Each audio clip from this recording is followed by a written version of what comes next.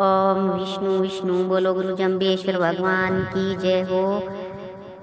विष्णु समाज जागृति मंच पर लगातार हमारी आदरणीय बहनें बहुत सुंदर सुंदर उत्तम ज्ञान रखते हैं और बहुत सुंदर तरीके से शब्दों की व्याख्या करते हैं और बहुत सारे आदरणीय जन इस लाइव चर्चा में सही रात 9 बजे जो हमारा लाइव प्रसारण होता है उसमें सभी आदरणीय जन जुड़ते हैं, बहुत अच्छे तरीके से सुनते हैं, अपने सभी आदरणीय बहनों के भावार्थ सरलार्थ और व्याख्या सुनते हैं। बहुत अच्छी ज्ञानी जन बहनें बहुत सुंदर सुंदर भाव रखती हैं। तो इस शब्द नंबर 93 का जो सारांश रूप हमारे सामने आया सभी बहनों के विचार सुनकर कि आज गुरु महाराज हमें शब्द नंबर 93 पर सृष्टि की उत्पत्ति के बारे में आज गुरु महाराज हमें बता रहे हैं इस शब्द के द्वारा कि आद शब्द अनाहद वाणी चौदे वर्णा रया चल पाणी जी पाणी से इंड उपन्ना उपन्ना ब्रह्म इंदर मुरारी। तो गुरु महाराज हमें ये कहते हैं जो आदि शब्द है वो उस परम पिता परमात्मा उस परम ब्रह्म विष्णु का जो ओम शब्द के रूप में है। तो वो ओम शब्द रूप सबसे पहले प्रकट हुआ। सबसे पहले जो परम पिता परमात्मा ने ओम शब्द का उच्चारण किया तो यह जो शब्द है ये नित्य है। ये सृष्टि के पूर्व में भी विद्यमान था और अब भी है और आगे भविष्य में भी रहेगा। तो इस ओम शब्द से ही सृष्टि की रचना होती है तथा ओम शब्द की ध्वनि अनाहद नाद है। यानी सबसे पहले जो गुरु महाराज उस परम पिता परमात्मा ने जो शब्द बोला ओम, तो ओम शब्द है ये आदि शब्द है और अनाहद वाणी का मतलब है कि ये वाणी है ये अमर रहती है, ये कभी मिटती नहीं है। तो ये परमात्मा के शब्द की ध्वनि की जो अनाहद वाणी है और गुरु महाराज कहते हैं जो बिना संयोग से ही उत्पन्न होती है। यानी उस परमात्मा के शब्द और उनकी वाणी की जो ध्वनि है इसको किसी भी प्रकार की किसी भी चीज की जरूरत नहीं होती, ये अपने आप ही प्रकट होती है।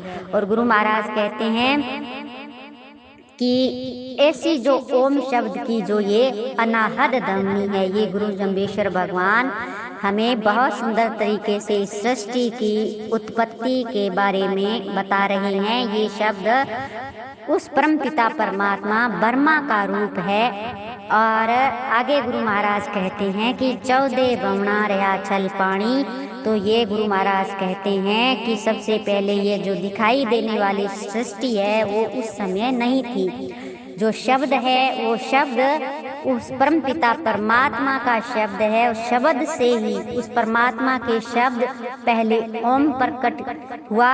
ओम के बाद में जो स्पर्श रूप जो शब्द का रूप है, स्पर्श है, रस जो अमृत होता है, वो गंध, तो ये सारी 5 चीजें उस शब्द से ही उत्पन्न हुई। और बाद में आकाश वायु तेज जल धरनी की उत्पत्ति होती है। और इन 5 भूतों की उत्पत्ति होने से जो धरती के 14 भवनों का निर्माण होता है।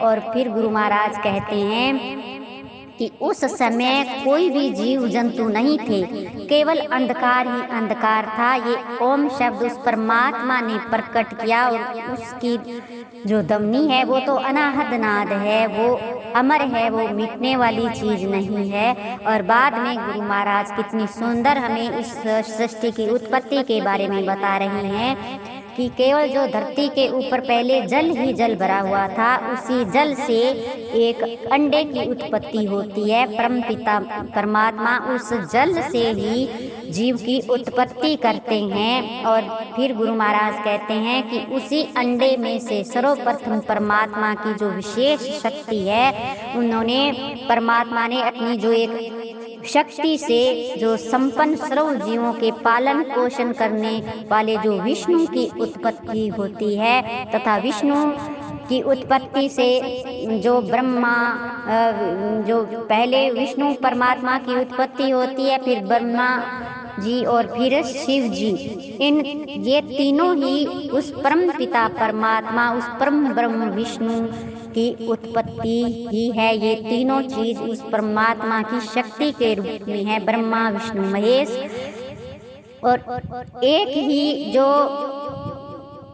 गुरु महाराज कहते हैं कि और जो एक ही परम ब्रह्म शक्ति स्वरूप तीनों रूपों में प्रकट होकर, जो ब्रह्मा विष्णु शिव नाम से प्रसिद्ध होकर, जो सृष्टि की उत्पत्ति स्थिति और तथा संहार, यानी जो उत्पत्ति ब्रह्मा जी और विष्णु है वो पालन पोषण करते हैं, संहार शिव जी करते हैं। तो जिस क्रम से ये सृष्टि की उत्पत्ति होती है उसी क्रम से ही फिर यह लय भी हो जाती है। तो ये गुरु महाराज ने हमें पूर्ण ज्ञान दिया इस शब्द नंबर 93 में। एक सृष्टि की उत्पत्ति गुरु महाराज ने हमें बताई कि किस प्रकार से ये इस सृष्टि की उत्पत्ति हुई है। बहुत सुंदर ज्ञान दिया गुरु जम्बेश्वर भगवान ने। बोलो गुरु जम्बेश्वर भगवान की जय हो।